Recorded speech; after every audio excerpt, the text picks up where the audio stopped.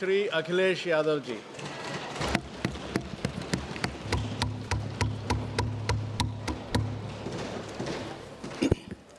मैं सबसे पहले सभापति महोदय आपका मैं धन्यवाद देता हूं कि मुझे आपने बजट पे बोलने का समय दिया है। मैं तीसरा सदस्य इस पे बोल रहा हूं। मैं अभी में से पूर्व कांग्रेस पार्टी के नेता माननीय शशि थरूर जी जो बात कह रहे थे, उन्होंने बहुत सारे आंकड़े दिए हैं।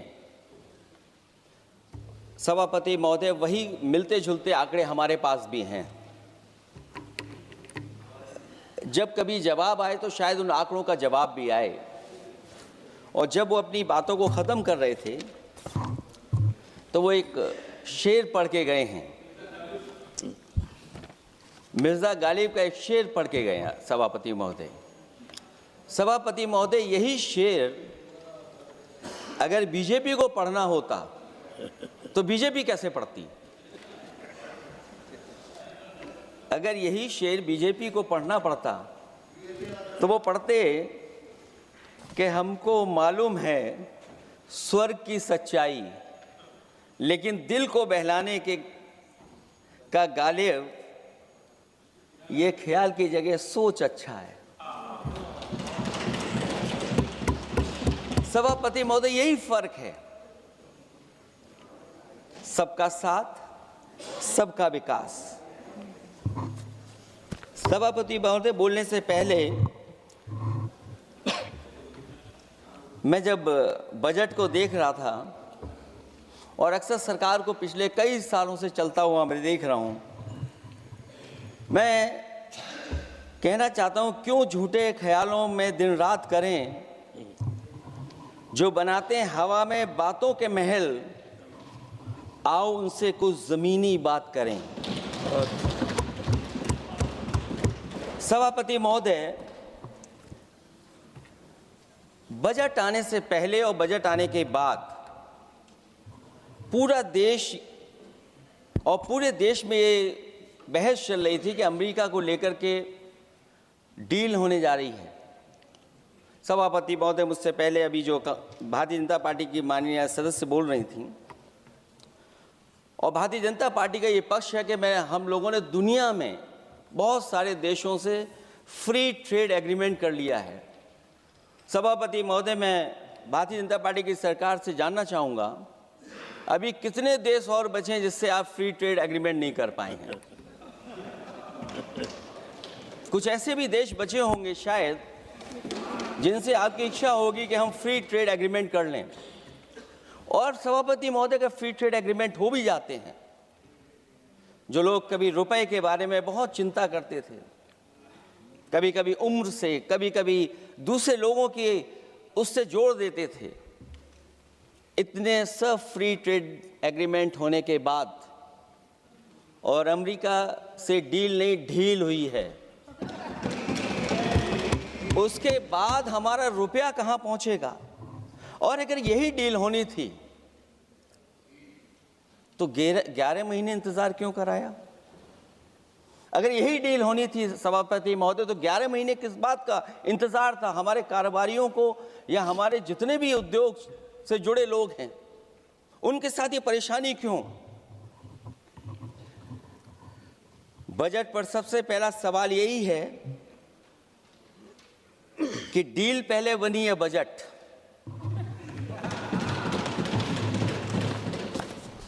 और बजट का हलवा यहां ज्यादा बटा के वहां। सभापति महोदय, स्वदेशी, आत्मनिर्भर, ये शब्द तो बहुत अच्छे लगते हैं, लेकिन जब डील हो गई है तो क्या इस बजट को लाने से पहले आत्मनिर्भरता और स्वदेशी को अपने अपने शब्दकोश से हटा दिया है, या इसको उल्टे अर्थ में विलोम शब्दकोश में डाल दिया है? और ये डील नहीं है जो हम आप सब समझ पा रहे हैं, शायद सत्ता पक्ष के लोग ये नहीं समझ पा रहे होंगे, लेकिन पूरा देश समझ रहा है कि हमने अपना बाजार एक बार और खोल दिया है। $500 बिलियन का व्यापार एक तरफा, हमारे आत्मनिर्भरता कहां जाएगी? स्वदेशी नारा हमारा कहां जाएगा? हमारे देश की जनता भाजपा से कह रही है कि जहां तक हमें मालूम है डील एक तरफा नहीं होती है। क्या ये बनी वहां पहुंची यहां जहां जैसे कोई एक पक्षी मान रहा हो? जनता भाजपा से यह भी जानना चाहती है कि 0 बड़ा के 18।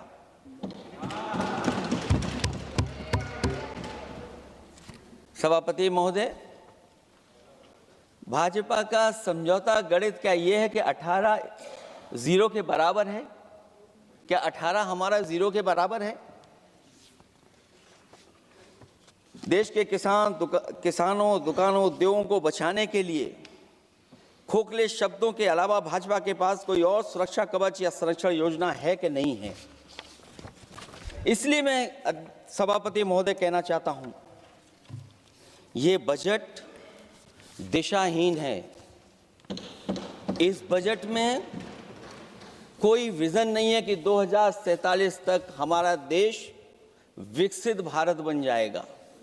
और हम जैसे लोगों को, समाजवादियों को तो सरकार से पहले ही उम्मीद नहीं थी, और जिस सरकार से उम्मीद ना हो उसकी बजट से क्या उम्मीद होगी? इस बजट में पीडीए के लिए कुछ भी नहीं है। कोई योजना दलित, पिछड़ा, महिला, गरीब, अल्पसंख्यक या नवयुवक के विकास के लिए नहीं लाई गई है। ऐसा लग रहा है कि सरकार ने इनके बारे में सोचना ही छोड़ दिया है। और अगर जीडीपी हमारी 7% है और नॉमिनल जीडीपी की ग्रोथ केवल 8% है, जो कि लगभग 12% होनी चाहिए थी, इसके कारण लोगों के हाथ में कम पैसा है। और कारण यह भी लगता है कि हमारा प्राइवेट इन्वेस्टमेंट नहीं आ पा रहा है। जो लोग ये कहते हैं कि हम प्रति व्यक्ति आय बढ़ा रहे हैं, जो आंकड़े हमारे पास हैं, जो जानकारी हमारे पास है, वो आंकड़ा यही कहता है कि $3000 के लगभग प्रति व्यक्ति आय हमारी है। और अगर हम दुनिया से जब इतना ही जुड़ गए हैं तो 2025 की जो रैंकिंग है, हमारा स्थान 144वां है, 144th है। तो जहां हम इतना 10, 11, 12 साल से हम इतने बजट ला रहे हैं, क्या हमारे पर कैपिटा इनकम लोगों की नहीं बढ़ पाई? और सदन में, इसी सदन में कई बार ये पूछा गया कि जो लोग राशन प्राप्त कर रहे हैं, गरीबी रेखा से नीचे हैं, कम से कम उनकी पर कैपिटा इनकम क्या, ये तो बताना ही चाहिए सरकार को। और पिछड़ेपन को दूर करने के लिए कोई विजन नहीं दिखता इस बजट में। जैसे जब बजट आता है तो बजट में ढूंढते हैं हम लोग कि हमारे स्टेट के लिए क्या और खास नया आया होगा।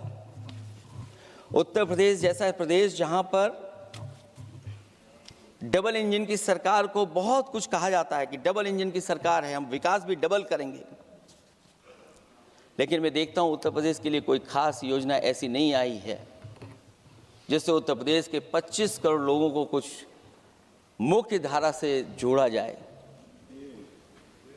वैसे तो बड़े बड़ी योजनाएं बताई जा रही हैं कि हमारे कई फ्रेट कॉरिडोर्स बन रहे हैं, वाटरवेज बन रहे हैं, एक्सप्रेसवेज बन रहे हैं, लेकिन उत्तर प्रदेश जहां से प्रधानमंत्री जी आते हैं, भविष्य में जो बनेंगे एक्सप्रेसवे, लेकिन भारत सरकार के बजट से कोई भी अभी एक्सप्रेसवे वहां पर नहीं बना। अगर कोई बना हो, नया बन रहा हो, बड़ा बन रहा हो तो बताएं। और जो बने भी हैं वो उस मानक, उस क्वालिटी के नहीं हैं जिस क्वालिटी के आज विकसित भारत के एक्सप्रेसवे होने चाहिए। जो लोग भ्रष्टाचार पे बड़े बड़े सवाल उठाते हैं, वो कम से कम अपनी सड़कों को देखें, अपने एक्सप्रेसवेज को देखें कि उन्होंने क्या बना करके खड़ा इतने हजारों करोड़ रुपए खर्च करने के बाद। इनके सबसे पहले प्रधानमंत्री अटल बिहारी वाजपेयी जी, उनके नाम से कोई एक्सप्रेसवे बन रहा था। सभापति महोदय, हम लोगों ने अखबारों में पढ़ा कई लोग स्टेटमेंट भी देते हैं कि हम एक्सप्रेसवे बना रहे हैं, उनके नाम से बनने के साथ साथ उनका नाम भी बदल दिया। पहले वो चंबल एक्सप्रेसवे बन रहा था, फिर अटल जी के नाम से एक्सप्रेसवे बन रहा था। लगता है वो जमीन पर नहीं उतरा है, वो केवल कागजों पे बन रहा था। तो ये तो एक्सप्रेसवे की बात हुई। सबसे बड़ा सवाल ये है कि किसान को लेकर के इन्होंने कहा कि किसान की हम आय दोगुनी कर देंगे। आज हमारा किसान इस उदारीकरण में कहाँ खड़ा है? जिस किसान को लेकर के पूरे देश के सभी राजनीतिक दल चिंतित रहते हैं, इस डील के बाद हमारे किसानों का हाल क्या होगा? और जब सब कुछ विदेश से ही आएगा तो हमारा किसान भारत में क्या उगाएगा, जमीन पर क्या उगाएगा और क्या बेच पाएगा? सभापति महोदय, सरकार ने बड़ा बजट पेश किया, कहा कि हम एग्रीकल्चर इंफ्रास्ट्रक्चर तैयार करेंगे, एग्रीकल्चर इंफ्रास्ट्रक्चर से हम मंडियां तैयार करेंगे, बाजार तैयार करेंगे, एमएसपी लागू करेंगे। हमारे किसान जब काले कानून के खिलाफ लड़ रहे थे, बड़ी संख्या में जान चली गई, उसके बाद सरकार कहीं पीछे हटी और उन्होंने काले कानून वापस लिए। लेकिन आज भी किसानों को जो कानूनी गारंटी मिलनी चाहिए वो अभी तक एमएसपी की कानूनी गारंटी सरकार नहीं दे पाई है। और जो 23 क्रॉप और हॉर्टिकल्चर क्रॉप और दूध को लेकर के सरकार दावा करती कि हम सब्जियां इतना, हॉर्टिकल्चर क्रॉप्स हमारी इतनी ग्रो कर गई हैं, हम दुनिया में इतना पैदा कर रहे हैं। दूध के जब आंकड़े बताते हैं कि दुनिया में हम दूध का उत्पादन इतना कर रहे हैं, और अगर आपका बजट ही विकसित भारत का बजट है तो हमारे हॉर्टिकल्चर क्रॉप्स और जो हमारा किसान दूध का उत्पादन कर रहा है, दूध का उत्पादन हो रहा है, उसके लिए एमएसपी की गारंटी कब देंगे आप लोग? और गारंटी हम लोग इसलिए मांग रहे हैं क्योंकि उसको घर कैसे बनाएगा, घर कैसे चलाएगा? अगर उसको लाभ नहीं मिलेगा, बच्चों को कैसे पढ़ाएगा, अपनी बेटियों को हंसी खुशी विदा कैसे कर पाएगा? और इधर तो जहां फसल की कीमत नहीं मिल पा रही है, सभापति महोदय, सोने के भाव कहां पहुंच गए हैं? पहले गरीब सोचता था जब हम अपनी बेटी की विदा करेंगे तो कुछ सोने का एक सामान खरीद करके दे देंगे उसको। जैसे जैसे बीजेपी की सरकार चली और आगे बढ़ती गई, 12 साल ऐसे हैं आ गए कि अब तो चांदी तो दूर, अगर यही सरकार चलती रही तो लोहे पर पीतल चढ़ाकर भी गरीब अपनी बेटी की विदाई नहीं करा पाएगा। कैसे अपने भविष्य के लिए 2 पैसे जमा कर पाएगा? मतलब आज क्या खाएगा, कल के लिए क्या बचा पाएगा? ये किसानों के बड़े सवाल हैं। भाजपाई किसानों को लाभ नहीं पहुंचाना चाहते हैं, ये किसी और को लाभ पहुंचाना चाहते हैं। कुछ अदृश्य लोग हैं जिनको लाभ पहुंचाना चाहते हैं, क्योंकि इनका बजट, जो बजट बनाते हैं, वो आम जनता का ना उसमें जिक्र है ना फिक्र रहती है। और अगर फिक्र होती उनको तो किसान की खाद समय पर मिल जाती, उनको बीज समय पर मिल जाता, सस्ती बिजली उपलब्ध हो जाती, सिंचाई या सिंचाई मुफ्त हो जाती थी। और मुझे याद है सभापति महोदय, समाजवादी सरकार में हम लोगों ने किसानों की सिंचाई मुफ्त करने के भी फैसले लिए। कीटनाशक दवाइयां कितनी महंगी हैं और सरकार ने किसानों को अपने हाल पे छोड़ दिया। मंडियों पे कहीं कोई खरीद नहीं है, और अगर खरीद हुई है तो सरकार बताए कि धान, आलू या गेहूं की खरीद में तो मिल जाती है उसको कीमत, लेकिन धान और आलू जैसी फसलों पर कोई सरकार कीमत नहीं दे पा रही है। महंगाई बेतहाशा बढ़ने पर भी इस बजट में जनता को टैक्स में न छूट देना टैक्स शोषण है। अमीरों के काम कारोबार और घूमने फिरने पर 10 तरह की छूटें दी गई हैं, लेकिन बेकारी बेरोजगारी से जूझ रहे लोगों की उम्मीदों की थाली खाली है। मध्यम वर्ग अपने आप को ठगा महसूस कर रहा है। शोषित, वंचित, गरीब व्यक्ति जहां था वैसे भी नीचे जाता दिख रहा है। इस बजट ने उसके चादर में पैबंद लगाने की जगह उसे और चिथड़ा कर दिया है, क्योंकि सामाजिक सुरक्षा केवल शब्दों की औपचारिकता रह गई है। किसान, मजदूर, श्रमिक, कारोबारी, छोटा दुकानदार अपने लिए मिली राहत को दूरबीन से देखकर ढूंढ रहा है, और इसीलिए भाजपा का हर बजट 1/20 का बजट मानते हैं, क्योंकि वो 5% लोगों के लिए ही होता है। अच्छे बजट की होती हैं 3 पहचान: गरीब की तरक्की, खुशहाली और मुस्कान। शायद इस बजट ने तीनों चीजों को छीनने का काम किया गरीबों से। दूसरा विषय, स्वास्थ्य को लेकर के बहुत हमारा गरीब समय समय पर परेशान रहता है। स्वास्थ्य को लेकर के जो ठोस कदम सरकार को उठाने चाहिए, वो सभापति महोदय सरकार नहीं उठाती दिख रही है, और जितना भी स्वास्थ्य सेवाएं हैं वो ठप होती चली जा रही हैं। मैं उत्तर प्रदेश की बता सकता हूं, मुझे याद है सभापति महोदय, पहला जो भारत सरकार और प्रदेश सरकार को मिलकर के पहला हॉस्पिटल, मेडिकल कॉलेज शाहजहांपुर का बना था, जिस समय भारतीय जनता पार्टी के उस समय के स्वास्थ्य मंत्री और मैंने मिलकर के उसका उद्घाटन किया था। उसके बाद जो प्रचार में तो ये बहुत आगे हैं, प्रचार में तो ये कहते हैं कि हर डिस्ट्रिक्ट में हर हॉस्पिटल, हर डिस्ट्रिक्ट में एक हॉस्पिटल या मेडिकल कॉलेज, लेकिन सच्चाई तो ये है कि इन हॉस्पिटलों में इलाज नहीं है, दवाई नहीं है, ऑपरेशन के लिए कहाँ जाना पड़ता है, भटकना पड़ता है। और जिस तरीके से अभी जिन लोगों ने इंश्योरेंस या LIC में किस्त दी होगी, वो जानते होंगे कि महंगाई कम नहीं हुई है, महंगाई बढ़ी है, किस्तें बढ़ गई हैं।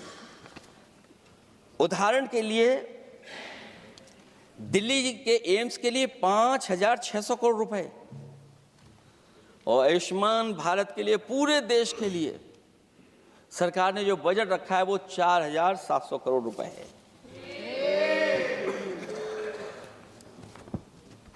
सुनते हैं पहले उपवन में हर ऋतु में बहार गाती थी, कलियों का तो कहना ही क्या, मिट्टी में खुशबू आती थी। ये भी ज्ञात हमें उपवन में कुछ ऐसे भौरे आए थे, सारा चमन कर दिया मरघट, अपने साथ जहर लाए थे। लेकिन अगर चमन वाले ही भौरों के रंग ढंग अपनाएं, माली तुम ही फैसला कर दो, हम किसको दोषी ठहराएं। सभापति महोदय, मैं उत्तर प्रदेश से आता हूं, जहां पर प्रधान संसदीय क्षेत्र है। राजमाता पूजनीय अहिल्याबाई होलकर जी, उनकी मूर्ति थी, उसको बुलडोजर से तोड़वा दिया। सभापति महोदय, कोई कल्पना कर सकता है एक मणिकर्णिका घाट जो हमारी पौराणिक पहचान रही, सदियों से हमारी विरासत की पहचान रही, सनातनी काशी की विरासत रही, वहां पे इनकी सरकार ने प्रधान संसदीय क्षेत्र में बुलडोजर चला करके हमारी पूजनीय अहिल्याबाई होलकर की मूर्ति को इन्होंने तोड़ने का काम किया। और सभापति महोदय, केवल एक मूर्ति नहीं, वहां पर अगर हम गिनती करेंगे, 1 नहीं, 2 नहीं, 3 नहीं, 4 नहीं, 5 नहीं, 6 नहीं, 7 नहीं, लगभग 100 मंदिरों को तोड़ने का काम इसी सरकार में हुआ है। केवल मंदिर नहीं तोड़े गए सभापति महोदय, एक antique bell donated by Nepal नरेश, जो घंटा बजता था, सभापति महोदय, जो घंटा बजता था, नेपाल नरेश जिन्होंने गिफ्ट किया था, वो घंटा भी लापता है।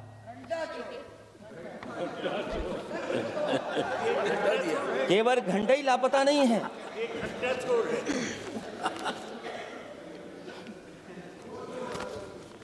सभापति महोदय,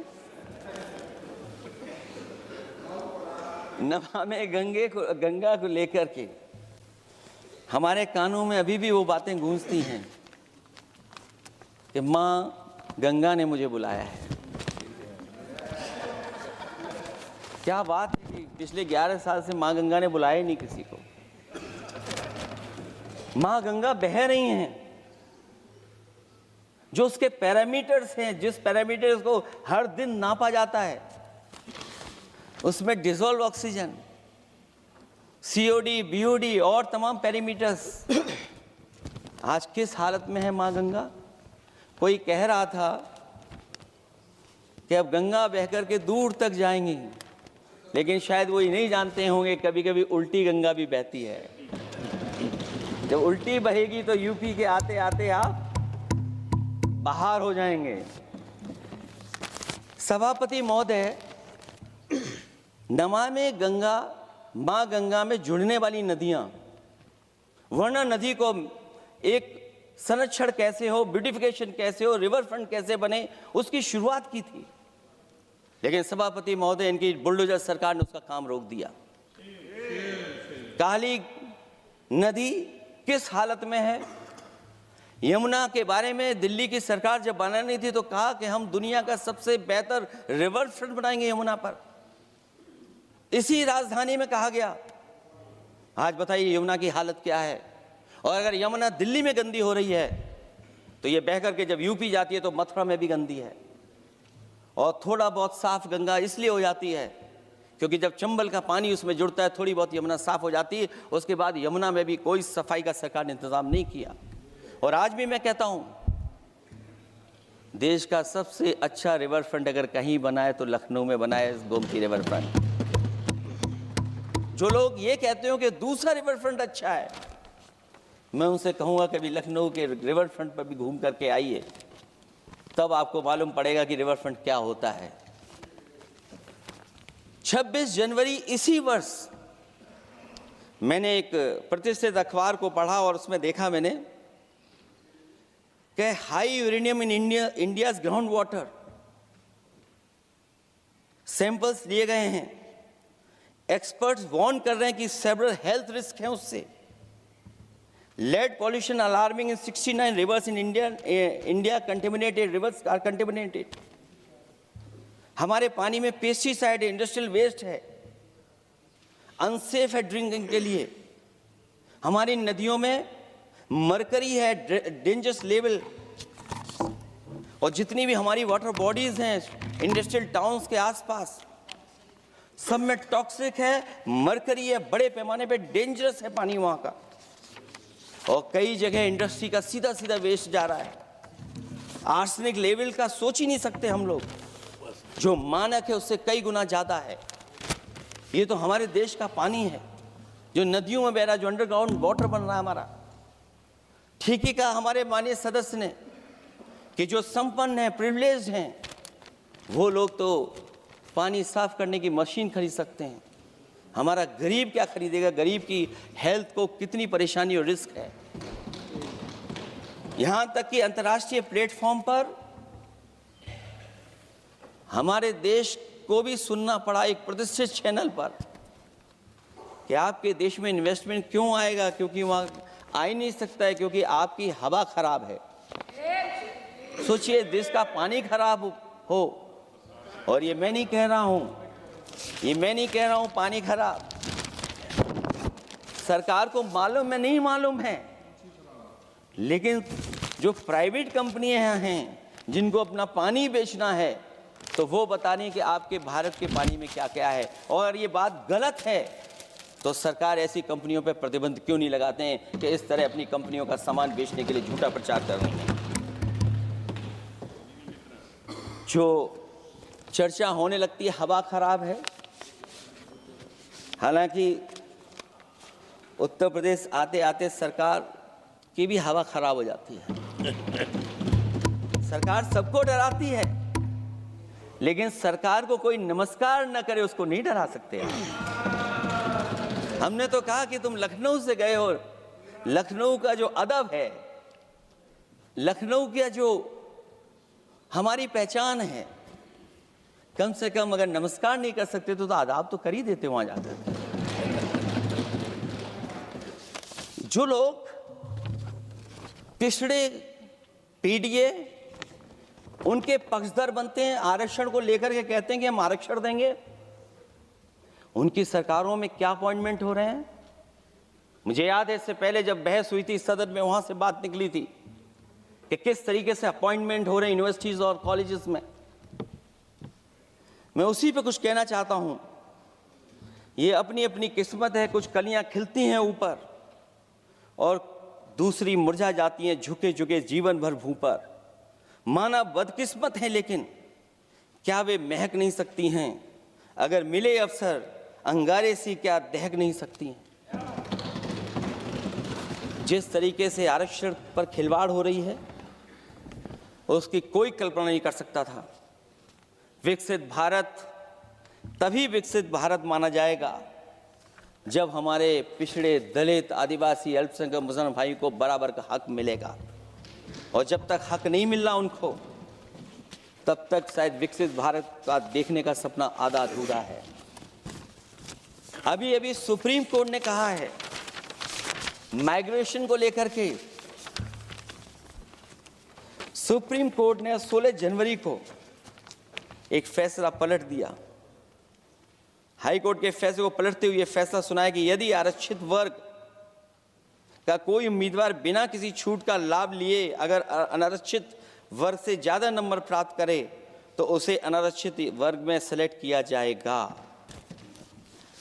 क्या सुप्रीम कोर्ट भी कह रहा है? हमारे सरकार की भी नियत है कि सबको आरक्षण मिलना चाहिए जिनका हक हो। हमारे प्रधानमंत्री जी भी कहते हैं हम पिछड़े हैं।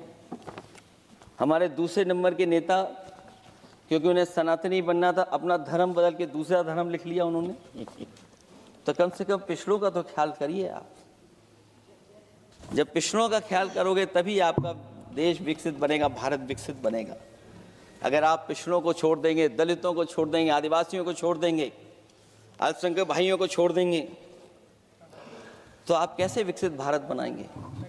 एक आर्थिक बराबरी है, दूसरी सामाजिक बराबरी है। और मुझे लगता है बजट से न आर्थिक गैर बराबरी दूर हो रही है, न सामाजिक गैर बराबरी दूर हो रही है। और इनकी सरकार में कितना भेदभाव है। सभापति महोदय, केवल चुनाव जीतने के लिए सोचिए, एक 72 साल के बुजुर्ग पर मोईद खान साहब, आप जानते होंगे आपके क्षेत्र में, बदरसा टाउन एरिया। सभापति महोदय, बीजेपी का लक्ष्य केवल है चुनाव जीतना। इन आंकड़ों से क्या मतलब? और आंकड़ों के अगर ये ठीक आंकड़े होते सभापति महोदय, तो इन्होंने कहा था कि बुलेट ट्रेन हम 1 लाख करोड़ की बनाएंगे। आज बुलेट ट्रेन 2 लाख करोड़ की कैसे हो गई? सभापति महोदय कहा कि हम 1 लाख करोड़ में बनाएंगे बुलेट ट्रेन। और बुलेट ट्रेन केवल संपन्न स्टेटों में क्यों? हमारे बंगाल, बिहार और यूपी में क्यों नहीं? और अगर आप हाई स्पीड बुलेट ट्रेन लाना चाहते हैं तो 1 लाख करोड़ का बजट दिया था, 2 लाख करोड़ बजट हो गया। यूपी में जब बनेगा तो पता नहीं कब बनेगा, कौन जानता है कब बनेगा। चुनाव जीतने के लिए इनकी सरकार के लोगों ने झूठा फंसाया। ये सब जुमला है, जुमला। झूठा फंसाया, और इसलिए फंसाया कि वो मुस्लिम है, इसलिए फंसाया। 72 वर्ष के बुजुर्ग को 19 महीने जेल में रखा गया। समाजवादी पार्टी को बदनाम किया गया, और केवल इसलिए कि चुनाव जीत जाए आप, अयोध्या का चुनाव जीत जाए, क्योंकि अयोध्या का चुनाव हारे थे आप लोग। मैं अयोध्या की महान जनता का धन्यवाद देता हूं कि उन्होंने कम्युनल पॉलिटिक्स का समापन किया है। वो विकास के रास्ते पे जाना चाहते हो। मैंने पहले भी कहा, फिर कहता हूं, आपका विकास अयोध्या का तो मैं जानता हूं कैसा है, क्योंकि लोगों ने काशी को क्यूटिव बनते नहीं देख पाए। अगर हम सब सदस्य हैं और हमारे प्रधान संसद के संसदीय क्षेत्र को अगर हम क्यूटो न बना पाए, आप विरासत मिटा रहे हैं वहां पर। कई सौ पुरानी दाल मंडी जिसमें केवल वोट नहीं मिलता, इसलिए दाल मंडी को आप डिमोलिश कर देंगे आप। अल्पसंख्यक बनारस और इसको अयोध्या को जीतने के लिए 72 वर्ष के एक व्यक्ति को झूठा केस लगाया, झूठा फंसाया, जेल भेज दिया। और न केवल उसको जेल भेजा बल्कि उसकी दुकानें और उसकी बेकरी पर भी बुलडोजर चला दिया आपने। क्या डेमोक्रेसी में हमारे बुलडोजर का कोई स्थान है क्या? हाई कोर्ट कहता है कि आप फैसला सुना सकते हैं क्या?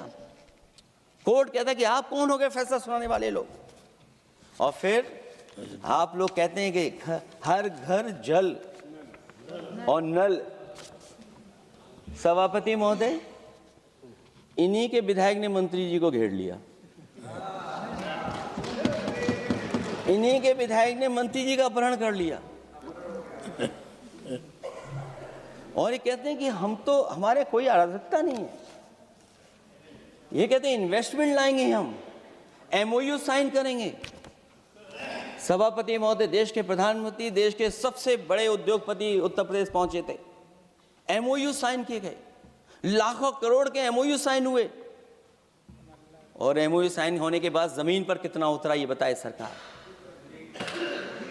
एमओयू के बाद सरकार बताए कितना जमीन पर उतरा है। इन्होंने जब कश्मीर का 370 हटा रहे थे सभापति महोदय,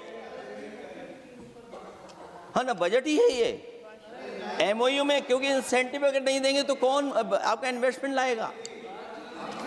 ये राज्य का विषय नहीं है सभापति, राज्य से प्रधानमंत्री आते हैं। और आपने ये कहा कि प्रधानमंत्री के क्षेत्र में हमने देश में कहा कि हमने 1000 किलोमीटर मेट्रो बिछाई है। आपने देश के प्रधानमंत्री के क्षेत्र में क्यों नहीं मेट्रो बिछाई? क्यों नहीं बिछाई आपने? आपने देश के प्रधानमंत्री के क्षेत्र को एक्सप्रेस वे से क्यों नहीं जोड़ा आपने? क्योंकि आपके पास बजट नहीं है। अटल बिहारी वाजपेयी जी के आपने नाम से एक्सप्रेस वे क्यों नहीं बनाया, बताइए आप? ये बजट नहीं है आपके पास।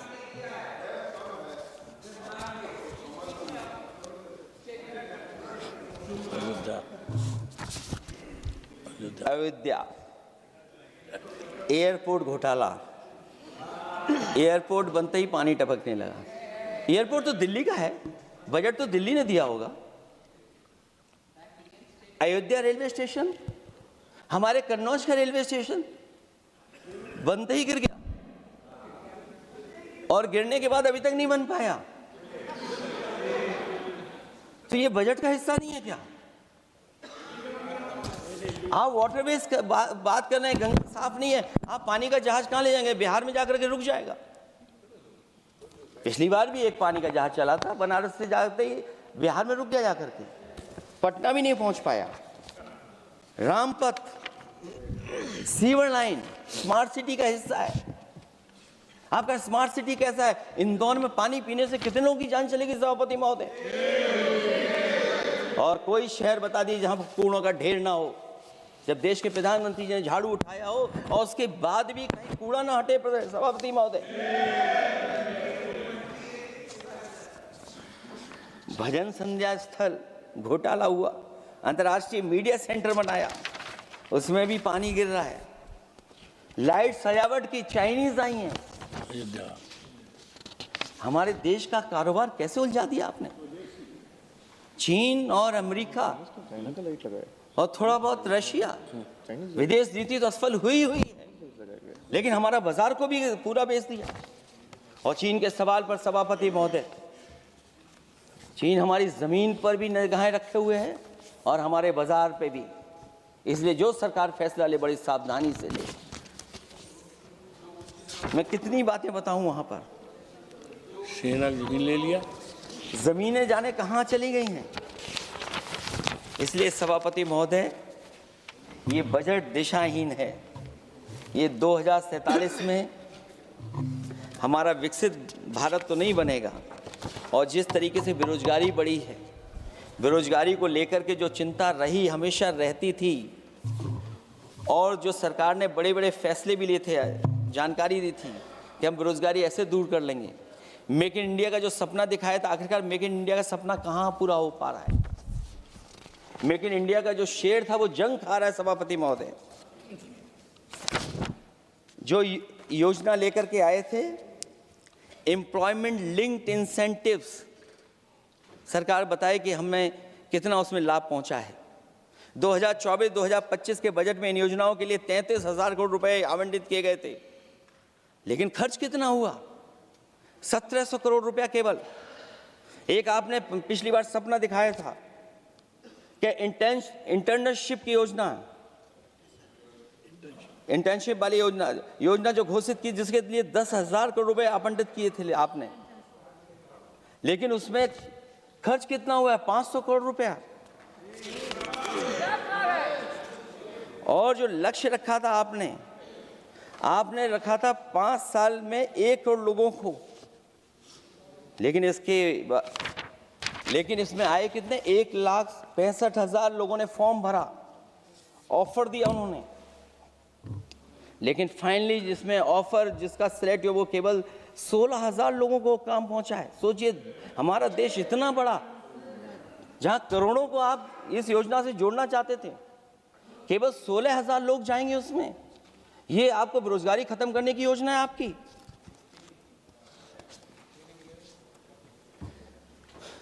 माननीय वित्त मंत्री जी के सदन के सामने स्थिति स्पष्ट करनी चाहिए कि मनरेगा एक महत्वपूर्ण योजना थी, जिसमें गरीबों को ग्राम स्तर पर रोजगार मिलता था, राइट टू वर्क के अनुसार थी। इस योजना को समाप्त करते हुए आपने क्या नाम रखा है? बीबी राम जी। और हमारे राम जी कहाँ बैठे हैं? कहाँ है हमारे राम जी? पीछे बैठे, जिन्हें बचपन से हम देखते आए राम जी। ये हमारी खुशकिस्मती है कि राम जी सदन में बैठे हैं, लेकिन आप राम जी का अपमान कर रहे हैं। आपको उनको यहाँ नहीं बैठा सकते, आपको यहाँ बैठाना चाहिए नंबर 2 पर। अगर आप सच्चे मायने में सभापति महोदय बीपी राम जी, आप कृपया देखिए, वित्त मंत्री राम जी को ही नहीं जानती हैं। अखिलेश जी हे भगवान, हम क्या करें अब? अखिलेश जी, आप कृपया बजट पे आ जाइए। आप कृपया बजट पे आ जाइए अखिलेश जी। सभापति महोदय, बजट पे आइए, बजट पे आइए। एक मिनट, क्या बोले? फिर बोलना दोबारा। नहीं, आप बजट क्या बोलिए? नहीं, सभापति जी बोलिए। नहीं, सभापति महोदय, नहीं, जिन्होंने गोली चलाई वो आपका राम मंदिर बना रहे हैं। सभापति महोदय, जिन्होंने गोली चलवाई वो राम मंदिर बनवा रहे हैं। अगर कुछ पता ना हो तो जाकर के पूछ लेना, पता कर लेना। आधी अधूरी जानकारी के साथ मत आया करो यहाँ पर। अब आप बताइए सभापति महोदय, बीवी राम जी नाम बदल दिया आपने। यूपी जैसा बड़ा स्टेट, उसको क्या मिलेगा अब, जहां पर 1,000 ग्राम सभाएं अर्बन हो गई हैं। जब 1,000 ग्राम सभाएं अर्बन हो गई हैं और 40% व्यय प्रदेश सरकारों पर डाल दिया गया है, ये स्कीम कैसे चलेगी आपकी? मैंने पहले ही कहा था कि एमएसपी की लीगल गारंटी मिलनी चाहिए। और जिस तरीके से किसान आत्महत्या कर रहा है, एनसीआरबी के आंकड़े सरकार के पास होंगे कि किसान कितनी आत्महत्या कर रहा है। जिन्होंने ये कहा कि 2022 तक हम दोगुनी आय कर देंगे। आप बताइए, आलू की पैदावार की क्या आय दोगुनी हो गई? धान की पैदावार करने वाले की आय दोगुनी हो गई।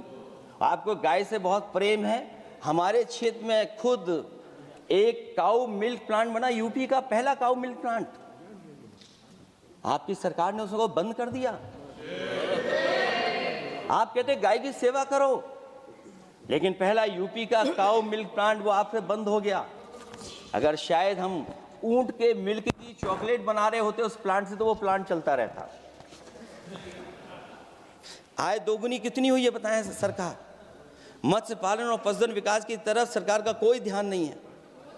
सरकार का कहना है कि वित्त अच्छी हुई है, लेकिन क्या कारण है कि एफडीआई में लगातार कमी आ रही है? विदेशी इन्वेस्टर्स क्यों बाहर ले जा रहे हैं? भारत में इन्वेस्ट करने के लिए क्यों नहीं इच्छुक हैं? और शेयर मार्केट क्यों इतनी जल्दी गिर जाता है? रुपए के मूल्य में डॉलर के विरुद्ध निरंतर गिरावट आ रही है। और इसके बाद सभापति महोदय, इस डील और ढील के बाद हमारा रुपया कहां होगा, ये सरकार जरूर बताए हमें। मैन्युफैक्चरिंग में कोई सुधार नहीं हो रहा है। अभी भी हम जीडीपी के 15% पर मैन्युफैक्चरिंग पर निर्भर हैं, जबकि मैन्युफैक्चरिंग के शेयर मेक इंडिया के अनुसार अभी तक 25% होना चाहिए था। इससे स्पष्ट लगता है कि मेक इन इंडिया, आत्मनिर्भर भारत और PLI योजना सफल नहीं हो पाई हैं और उसी का परिणाम है कि आज हमारे नौजवानों को रोजगार और नौकरी नहीं मिल पा रही है। सरकार उद्योगपतियों के साथ खड़ी है। सरकार द्वारा लेबर कोड्स लाए गए हैं, जिन लेबर रिफॉर्म्स के रूप में दर्शाया जा रहा है वो लेबर कोड एम्प्लॉयर के हित में है, लेबर के पक्ष में नहीं है और मजदूरों के नहीं है। अब अधिकांश उद्योगों द्वारा लेबर को कोई भी नौकरी से निकाला जा सकता है। इतना तानाशाही होगी कि जब चाहेंगे तब निकाल देंगे। उनके 8 घंटे से अधिक काम कराया जा सकता है। परमानेंट एम्प्लॉयमेंट की बजाय कॉन्ट्रैक्चुअल एम्प्लॉयमेंट की व्यवस्था की है सरकार ने। सोचिए, यही सरकार है कि सबका साथ सबका विकास। एयर पॉल्यूशन को लेकर के मैं पहले ही कह चुका हूँ और शहरी विकास तो इनका मैंने क्यूटो को मैं देखा है, इसलिए उस क्यूटो के बारे में मैं ज़्यादा नहीं कहना चाहता हूँ। अंत में मैं इतना ही कहूँगा कि स्वास्थ्य और शिक्षा के केवल 10% और 14.2% बजट बढ़ाया गया है, जबकि पिछले वर्ष का पूरा बजट इन दोनों मदों में खर्च ही नहीं किया गया है। आखिरकार सरकार बताएगी खर्च क्यों नहीं हुआ, आखिर क्या कारण है, किसकी वजह से खर्च नहीं हुआ है। जल जीवन मिशन में 50,000 करोड़ रुपए खर्च नहीं हो पाए हैं और प्रधानमंत्री आवास योजना में 40,000 करोड़ रुपए, और हमारे देश के प्रधानमंत्री ने गांव गोद लिया था, वो लगता है उस गांव को अनाथ छोड़ दिया है प्रधानमंत्री जी ने, वो गांव ही अनाथ छोड़ दिया है। RBI के डेटा के अनुसार इनकम में जो नीचे 80% हैं, उनकी इनकम का शेयर 36% से घट करके 32% हो गया है और हर वर्ष में रियल वेजेस 2% कम हो रही हैं। आखिरकार इसका कारण क्या है? मुझे उम्मीद है सरकार बताएगी कि इसका कारण क्या है कि जिसकी वजह से लगातार गिरावट होती जा रही है। मैं रैंकिंग में नहीं जाना चाहता हूं कि हमारी रैंकिंग कहां है, गैर बराबरी की रैंकिंग में हम कहां पहुंच गए हैं, हम कितना नीचे पहुंच गए हैं।